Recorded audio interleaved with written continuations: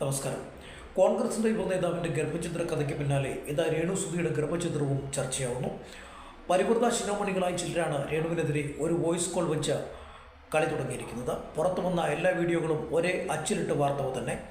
ഞാനത് 3 മാസം മുമ്പേ അറിഞ്ഞെന്ന ഒരു ബ്ലോഗർ, ഞാനത് ആശുപത്രിയിലെ ജീവനക്കാരൻ പറഞ്ഞാണ് അറിഞ്ഞതെന്ന് വേറൊരാൾ, ഞാൻ പണ്ടേ അറിഞ്ഞെന്ന മറ്റു ചിലർ. അറിഞ്ഞെങ്കിൽ എന്താണ് പറയാതിരുന്നത് എന്ന ചോദ്യത്തിന് മാത്രം ഉത്തരമില്ല.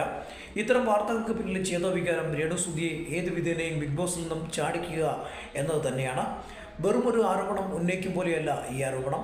20കാരനുമായി രേണുവിന് അവിഹിത ബന്ധമെന്നും അവർ ഗർഭിണിയായി എന്നുമാണ് പ്രമുഖ താരത്തിൻ്റെ വെളിപ്പെടുത്തൽ.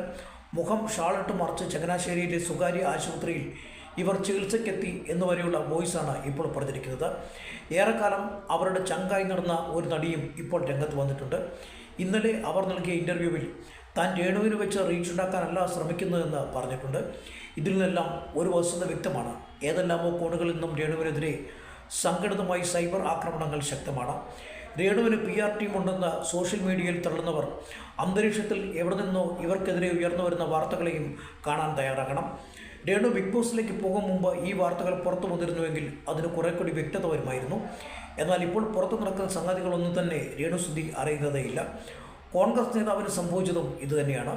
ഭർത്താവ് മരിച്ചതിന് തൊട്ടു പിന്നാലെ ഗർഭിണിയായ ഒരു സ്ത്രീ എന്ന ലേബൽ ചാർത്തി അവരെ നാറ്റിക്കാൻ ഏതോ ഒരു ശ്രമം നടക്കുന്നുണ്ടെന്ന് വ്യക്തമാണ്. ഈ കാര്യത്തിൽ ആർക്കും ഒരു തെളിവുമില്ല. എത്ര കണ്ട് പ്രച്ഛന്ന വേഷധാരിയായാലും രേണുവിനെ കേരളത്തിലെ ആളുകൾ തിരിച്ചറിയുമെന്ന് വ്യക്തമാണ്. കൂടെ പോയി എന്ന് അവകാശപ്പെടുന്ന ആ സ്ത്രീ ആരാണെന്നും വെളിപ്പെടേണ്ടതുണ്ട്. രേണു സുധി ഒരുപക്ഷെ പുറത്തിറങ്ങിയാൽ ഈ വോയിസുകളെല്ലാം അപ്രത്യക്ഷമായേക്കാം. അവരെ നാറ്റിച്ച് പുറത്തിറക്കുക എന്നതാണല്ലോ ചില സന്മാർഗവാദികളുടെ ലക്ഷ്യം.